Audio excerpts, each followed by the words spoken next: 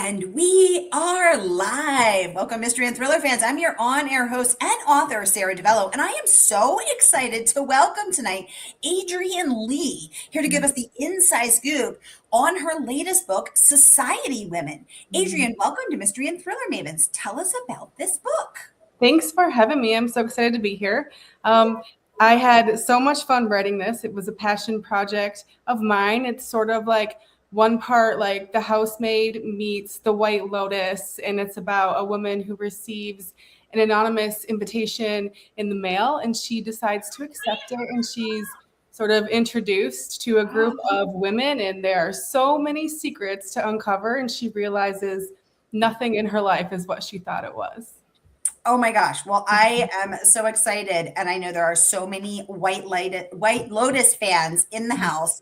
And I can't wait to get the inside scoop. And we also had some questions submitted in advance, which we will be getting to as well, because a lot of us listen later. So we will be getting to those as well. So first, I just want to welcome everyone because we are broadcasting live to 9 different destinations across Facebook and YouTube. So, hey, mystery and thriller loving friends, no matter where you're watching from, you're in the right place. It is the right time. It is Mystery Monday. And because Mondays can be murder, we're going to make it a little less painful and get your week off to a killer start. So if you've been here with me before, you know the drill. And if you're new, welcome, friends. Here's the drill. Every Monday, I give you my hand-picked featured authors, and you get to ask them anything. So ask Adriane about these Society Women. Ask her about her creative process. Ask her about Secrets, The White Lotus, anything that you have got going on in your mind. You know how it works. What happens on Mystery and Thriller Mavens stays on Mystery and Thriller Mavens. It's sort of like Vegas, but more murdery. Let's jump right in. Robin is joining us from Facebook. She says, hello all from Coeur d'Alene, Idaho. Hi, Robin. So good to see you. We have Randy joining us from YouTube. Hi, Randy. So good to have you as always. We have Renee from Southeast Florida. Hi, Renee. So good to have you. All my mavens are here. We got Sharon joining us from YouTube saying, hi, Adriane. You are a new author to me, and I am looking forward to hearing about your book. Okay, Sharon, I'm so glad you said that because it has been 6 years since I've been doing Mystery and Thriller Mavens. I can't believe it. And my founding principle is to connect readers with their favorite authors and introduce them to their new favorite authors. So here you go, your next new favorite. Robin is saying Mondays can be murder. Oh my God, Robin, they really can be. I know it's brutal. We're going to make it a little less painful. Okay, so Adriane, let's jump right in. Tell us about your creative process. Are you an everyday writer? Are you a Dean Koontz who's in the butt in chair at 7 a.m.? You're not leaving until 5 p.m. If it's miserable, you're staying. Or are you like more of a go with the flow, creative, kind of easy breezy kind of gal? What's it like to be Adriane the writer? I'm a creative girl, and I learned a few years ago that if I write every single day, I'm a happier person. So I write 6 days a week, sometimes 7, and sometimes it's just for an hour and 1 page, and that's all I can get, and I consider that a win. And sometimes it's 2 chapters and 10 pages, and I consider that a great day, which was my day-to-day. So I feel like Monday was a surprisingly great day for me just because the chapters were flowing well, and I don't write at home because I have a wild golden retriever that is still like a puppy at heart, and you might hear him tonight. He's in the other room, but he's crazy. So I have too many distractions to write at home. So I sit at my local coffee shop and pound out all the words and eavesdrop on conversations when I'm feeling like I need more inspiration.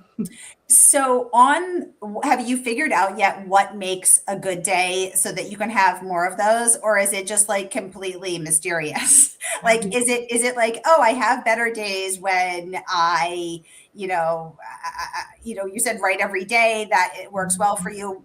What else? Anything? I'm asking for a friend, and the friend is me. I go for lots of walks. I think movement is good for me. And I think getting a really good night's sleep is essential for me, or I'm a very cranky lady in the morning. And I think trying to eat as kind of healthy as I can, because if I have a lot of Like if I eat too much chocolate and I have a bad day and I'm binging, I wake up the next morning with a tummy ache and then I can't focus on anything. So I feel like I have to have a kind of a full circle life situation for me to wake up every day and try to have a good day. They don't always work that way, but most of the time I can get it pretty nailed down. Adriane, I have been doing this, like I said, for 6 years and over 500 interviews, and no one has actually talked about food or sleep. Actually, no, sorry. Dean Koontz did. He said no carbs. He said carbs slow him down. So he said only protein until he's done for the day. Then he goes out for dinner with his wife and has wine. But until then, it's only protein, cheese sticks, and hard boiled eggs because carbs slow him down. But other than that, no one else has talked about food. Dean Koontz has talked about sleep. And I'm so glad you said that because it's really addressing the entirety of the human that is the writer and talking about how the rest of the world, our worlds, our lives impact our ability to write. And that's so true. And nobody said that. Thank you. Yeah, I read a book by Rick Rubin, who's that famous music producer, a few years ago. And I'm kind of blanking on the name of it, but there's like a circle on the cover, and it's all about structuring your life to support being an artist. So it's easier to tap into flow when you have all the other points of your life kind of aligned. So I read that book and I loved it and I ran with it, and it's worked really well for me. And like when I write 7 days a week, like it might be only a couple hours a day, and I force myself to take Sundays off when I start to feel a little burnt out. But at that pace, I tend to be a fast writer, but at that pace, I can write 3 or 4 books a year, and that's just my natural pace. And I love writing thrillers. My thrillers are very short chapters, short sentences, very fun, entertaining, twisty. I'm not writing like these huge biblical tombs or anything that require a lot of research. So I'm just really enjoying when I'm sitting down to write. And if I didn't write, almost every day, I would honestly just go crazy and I don't know what I would do with myself or my time. So I like to say it's like my prescription to keep mental illness away too, is just writing obsessively. Oh my God. Well, I am team huge biblical tomes. And my book took me 10 years of rigorous research, of researching every day. But research brings me joy. So I thrive on that. I am like happiest in the stacks, just digging like a determined golden retriever. Yeah. Oh my gosh. Renee is saying golden retrievers are the best. They really are. And she's saying the same for her about nutrition, about sleep, about really taking care of the wholeness of her humanity, her creativity. Thank you for saying that, Renee. Robin says, Adriane is new to me as well, but what a cool blurb about this book. Okay, let's talk about the blurb. So I'm not sure which one you're referring to, Robin. Let me know if you had one one in mind in the comments, but I do want to talk about several of them. So first, I want to kick off with this one from your fellow Robin, Miss Robin Harding, who was on for her last 2 books as well. And she says, a soapy, sexy, twisty read about privilege, dark secrets, and female revenge. Yum, yum, yum. Who doesn't love all those things? Society women will have you frantically turning the pages to get to the shocking truth. Robin was on for that book that she has listed right there, The Drowning Woman.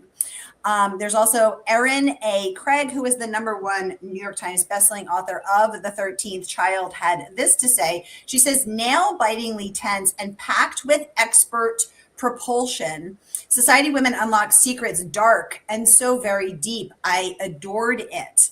Congratulations on that rave review as well. And there are more. I want to talk about some of them. We're going to get to them, but we'll take a break right after this one. Shanora Williams, who was on for her last book, The Wife Before, says Society Women is twisty and beautifully unhinged, a story that will have you rapidly flipping through the pages to see what happens next. I could not get enough. Adriane, Leigh, 100% delivered. Congratulations on that rave review.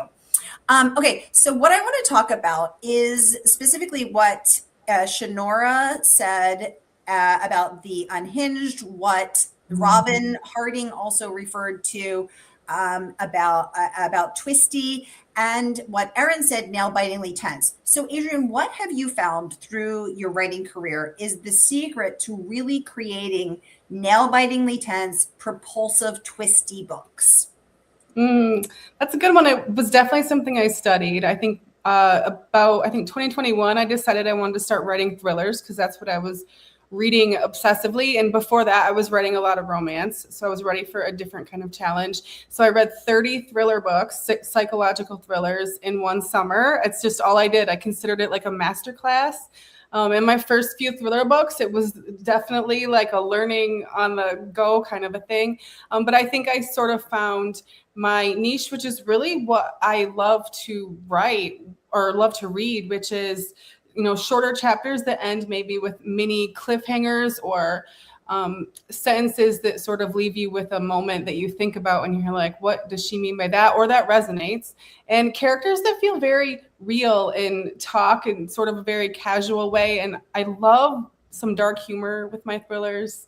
I think I love humor in general anyway. So if it can be hard to bring those two together when you're writing about murder and somehow can have these moments that break up the tension that make you maybe chuckle or feel a little relatable. So I try to inject that as much as possible. Not every character sort of is as funny as the last one, but those are the things that I love to read. So that's always when I sit down. That's always my goal, is to keep the pages turning and using kind of short, punchy lines and characters that have a way of speaking about them that maybe stands out or feels relatable. Adriane, what made you want to switch from romance to thrillers? Well, 2020 was a very weird time for all of us. And I remember I didn't write for a full year. I had so much anxiety and I was consuming so much of the news and who knew what was going to happen. So it was my first time having writer's block. And I thought I may never write again. And writing entertaining stories just felt like just not as important as it used to. And I took a whole year off and I went through some sort of dark night of the soul or something. And I came out the other end and I said to myself, no, people need this right now. I need this. I need a few hours a day of getting lost in a story or something, anything to take my mind off of it. But I was looking for something like a crazier challenge. So I kept thinking, I've been reading thrillers since the time I could read, almost since I was like 12. I was reading the R.L. Stine, like Fear Street Saga books. Yeah, I read I still have some of them because those books were so kind of had such an impact on me at that age. So I was like, why not try thriller? It felt terrifying and challenging, but really exciting. So then 2021 is when I read 30 books in one summer. And then I started in the fall with writing my own thriller. And here I am. Oh, I love R.L. Stine, and we've actually become friends. He is such an incredible human being, and he is so smart. And I mean, just the fact he is single-handedly responsible for getting our generation reading, selling over 400 million books and making it into the Guinness Book of World Records for selling more children's books than anyone else. In the 90s, he was selling 1 to 2 million books a month.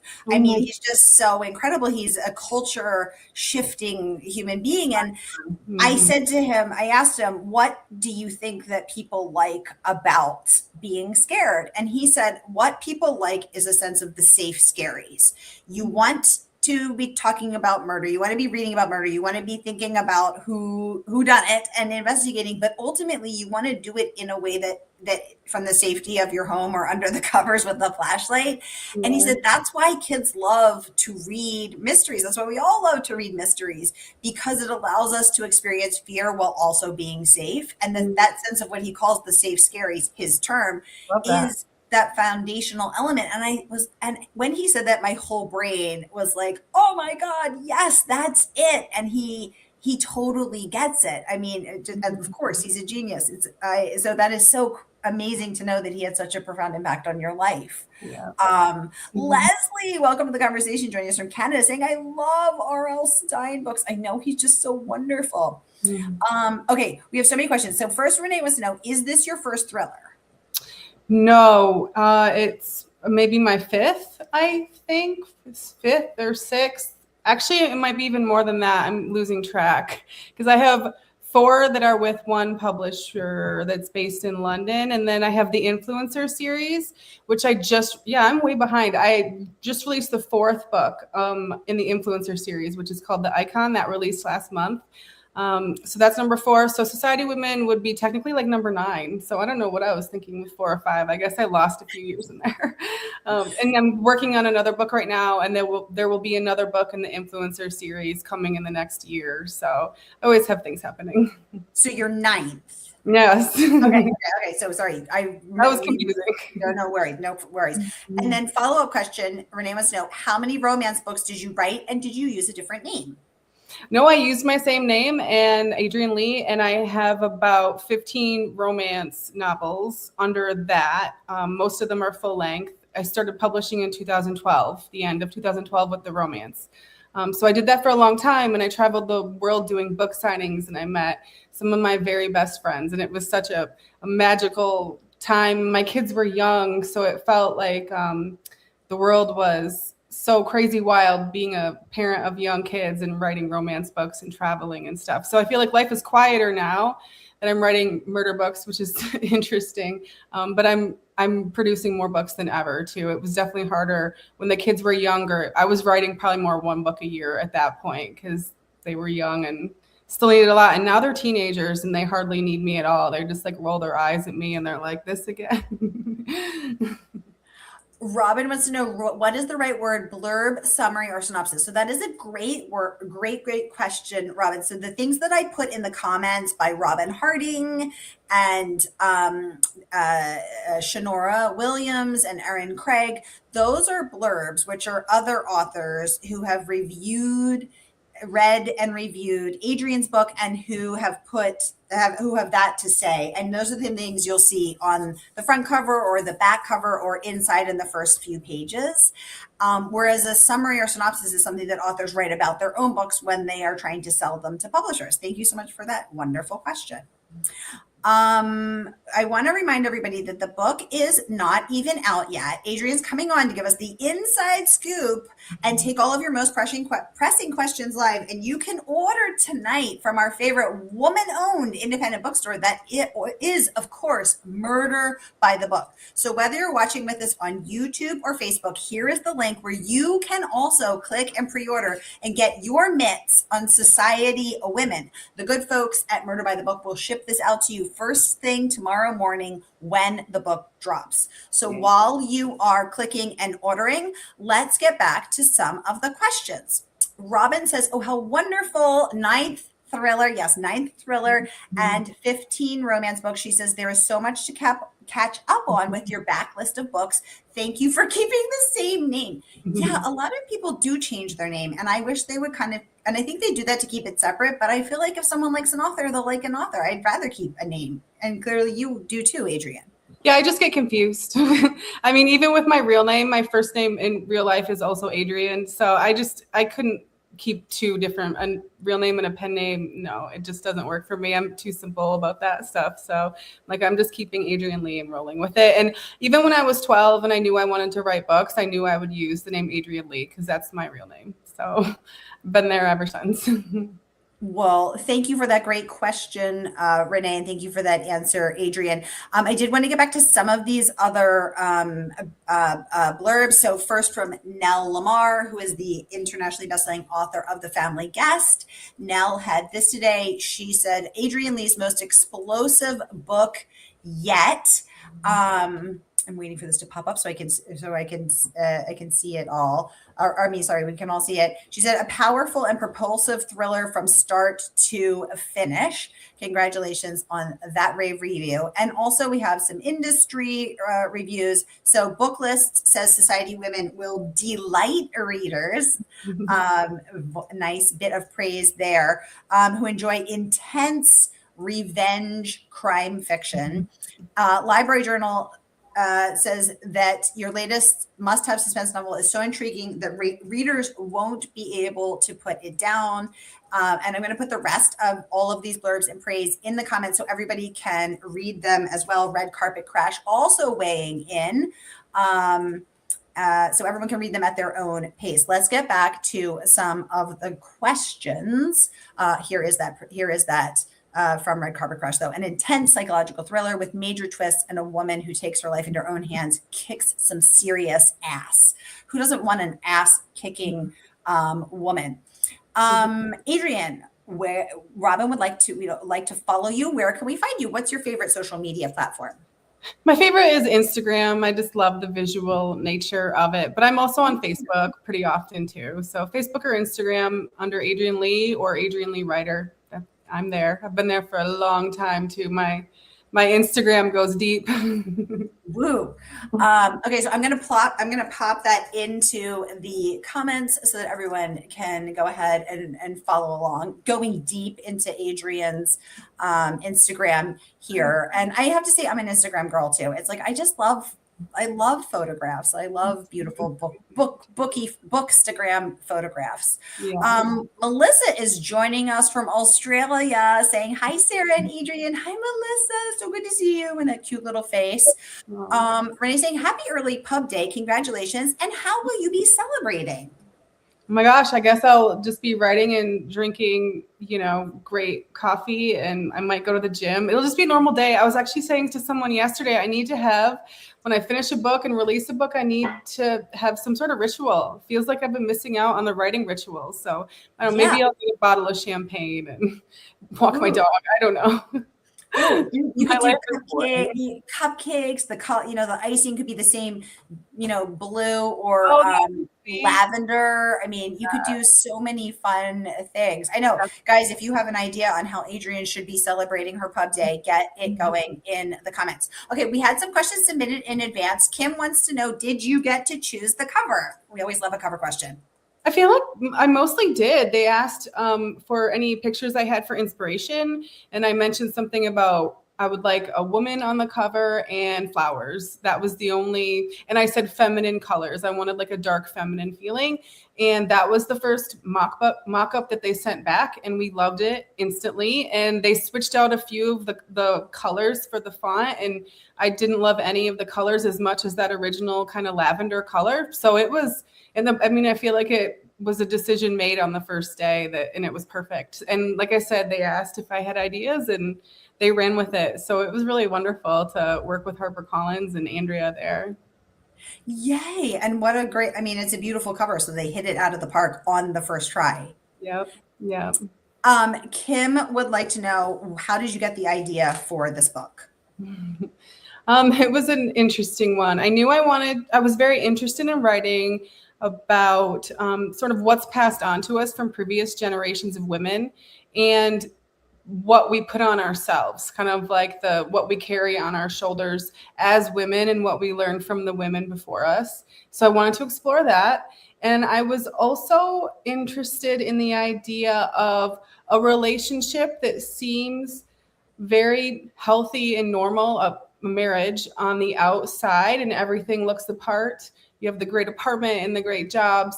But when you start to kind of tune into the conversations that are passing between them, there's something that feels not quite right. And it's not something abusive. It's not something overtly mean or malicious, but it's just this underlying sense of someone undermining her sense of self and maybe chipping away a little bit at her power. And she doesn't even realize it. She's just trusting, and she was raised by her father, and he was is a powerful man in New York City, which is where the book takes place. So she's always just accepted what they've told her husband and her father, because she trusts them and she loves them, and she thinks that's returned, and maybe it is, or maybe it isn't. And maybe they don't even realize that they're a little bit undermining her sense of self and her power in herself. So that was a really interesting journey for me to take with this character, and I really loved it. I feel like when you step in and turn the first page on this book, you understand Ellie, and she's relatable, and she's like your everyday working girl doing the best she can. And by the end of the book, she goes on such a journey of finding herself and reclaiming that power that was sort of latent inside her, or she buried inside her at some point. I think it's just a beautiful kind of blossoming of her character, and I love it. Yay. Susan saying great cover. It is such a beautiful cover, isn't it, Susan? Okay, one more question submitted in advance, then we'll get back to the questions in real time. This one from Ellie, this one from Madeline. Ellie lives in my neighborhood. What made you want to set the book here? I love New York City. I've spent the last few summers I've gone there just for short trips, like a week at a time. I've been there for conferences. I always stay in that area at the Dream Hotel. I walk to the Peninsula Hotel and get drinks on the bar just because the view is great and it feels kind of intimate and low key. It's still good for people watching. It's beautiful at night. So a lot of the things in the streets and the places they're real to New York City. They're walkable, and New York has such a wonderful energy to it. I love that people go there to connect with other people and follow their dreams. Not everyone that lives there is from there. So I don't know, there's just there's a special energy to the city that I love. And I love visiting there like once a year. I'm on the coast of Lake Michigan, so I don't know if I could live there year round as much as I love it, because I'm just a nature girl and I walk the dog on the beach and it's the waves and the trees and I'm kind of surrounded by it. And I think that's really good for my creativity, and my brain can kind of be quiet and relax and think on crazy murder stories. But I love visiting New York City. And a friend that I visit when I'm there, she's from there and has lived there for years. So it's really fun to walk around and get that local perspective from her too. And it's actually Nell Lamar, who I travel with a lot, and she blurbed the book too. So I feel like if I have her approval as a New Yorker, then I did not too bad. That makes sense. Renee asking, where do you live? I'm near Grand Rapids, Michigan, and I'm sort of just walking distance to Lake Michigan. So it's beautiful in the summer and I love it. And it's horrible in the winter and we get lake effect and the wind is insane. So half the year I'm in love, and it's like a tourist town. So in the summer we get lots of new people that visit here, and I just sit in my coffee shop and people watch and listen in on like combos sometimes and just write everything. So I love the energy of being in a tourist town too. And there's something special about being on the lake. I love being near the water and the sound of the waves, and there's something just calming about it. Wait, what is lake effect? No, the Lake Michigan doesn't freeze in the winter, so the currents of air or whatever go over the lake and they warm up. Like Chicago's really cold and windy, and then the currents come over the lake. I'm kind of straight across from Chicago, and they warm and it creates so much snow that you just get snow for 3 days, or like this winter it was like for 3 weeks, and it was frigid temperatures and ice storms, and it was almost unbearable, especially when you have to walk a crazy wild golden retriever every day. So he loved the snow though, and it was cute to see him like try and catch snowflakes and snow plow through the snow and roll around. So he was living his best life, and it was my nightmare all winter for sure.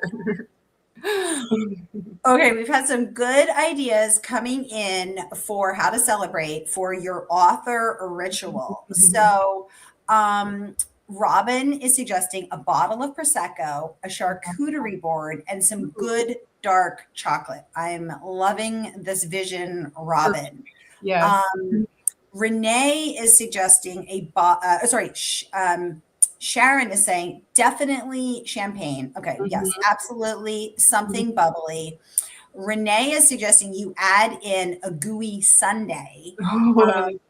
This just keeps getting better and better. I mean, it's like first you have a gooey, first you have a champagne toast, then a gooey sundae, then I mean, it just keeps getting better and better. Robin is seconding the idea for a gooey sundae, and somebody is.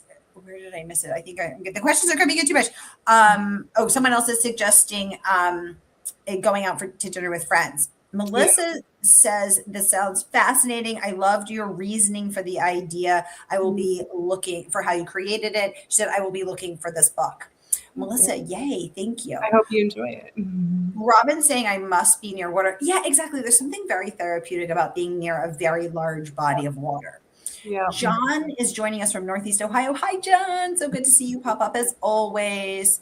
Alan would like to know, do any of the conversations that you overhear in the coffee shop inspire your characters or plot points? Great question.